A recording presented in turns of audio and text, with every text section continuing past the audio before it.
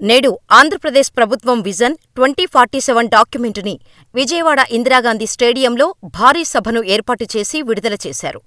ఈ సందర్భంగా ఉప ముఖ్యమంత్రి హోదాలో పవన్ కళ్యాణ్ ఒక ప్రసంగం ఇచ్చి, ఆ తర్వాత చంద్రబాబు నాయుడు పక్కన కూర్చోగా చంద్రబాబు పవన్ కళ్యాణ్ చెవిలో చెప్పిన మాటలకు పవన్ కళ్యాణ్ షాకింగ్ రియాక్షన్ ఇచ్చాడు. దానికి సంబంధించిన వీడియో ఇప్పుడు సోషల్ మీడియాలో తెగ వైరల్గా మారింది. చంద్రబాబు నాయుడు, అల్లు అర్జున్ అరెస్ట్ అయిన విషయాన్ని చెప్పటం, దానికి పవన్ కళ్యాణ్ షాకింగ్ రియాక్షన్ ఇస్తూ అవునా, నిజమా అని స్పందించినట్టు ఎక్స్ప్రెషన్స్ పెట్టడం వంటివి జరిగినట్టు అభిమానులు సోషల్ మీడియాలో ఈ వీడియోను పోస్ట్ చేస్తున్నారు. Icon star Allu Arjun arrest ఘటన 2 తెలుగు రాష్ట్రాల్లో సంచలనంగా మారింది. పుష్ప 2 చిత్రం విడుదల ముందు రోజు అల్లు అర్జున్ తన కుటుంబంతో కలిసి హైదరాబాద్లోని ఆర్టీసీ క్రాస్ రోడ్స్ సంధ్యా థియేటర్కు విచ్చేశాడు. ఆ సమయంలో అక్కడ అసంఖ్యాకంగా అభిమానులు చేరుకోవటంతో తొక్కిసలాట జరిగింది. ఈ ఘటనలో రేవతి అనే మహిళ మృతి చెందటం శోచనీయంగా మారగా అల్లు అర్జున్పై ఆమె భర్త భాస్కర్ పోలీస్ స్టేషన్లో కంప్లైంట్ ఇచ్చాడు.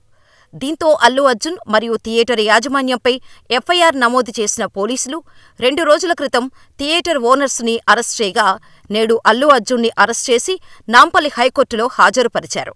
ఈ కేసుపై విచారణ జరిపిన హైకోర్టు అల్లు అర్జున్కి 14 రోజుల పాటు రిమాండ్ను విధించింది.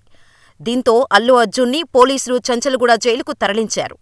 బెయిలు వస్తుందని ఆశించిన ఆయన అభిమానులకు చివరకు నిరాశే మిగిలింది. ఇదంతా పక్కన పెడితే ఈ విషయాన్ని తెలుసుకున్న మెగా ఫ్యామిలీ అల్లు అర్జున్ ఇంటికి వెళ్లారు. అల్లు అర్జున్ మేనమామ పవన్ కళ్యాణ్ కూడా కాసేపటి క్రితమే హైదరాబాదుకు విజయవాడ నుండి బయలుదేరాడు.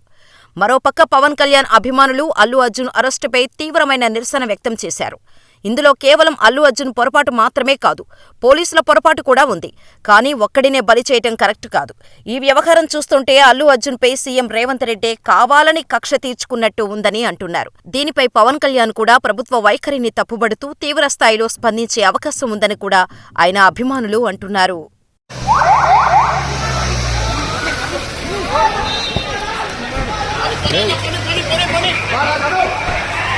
జాగ్రత్త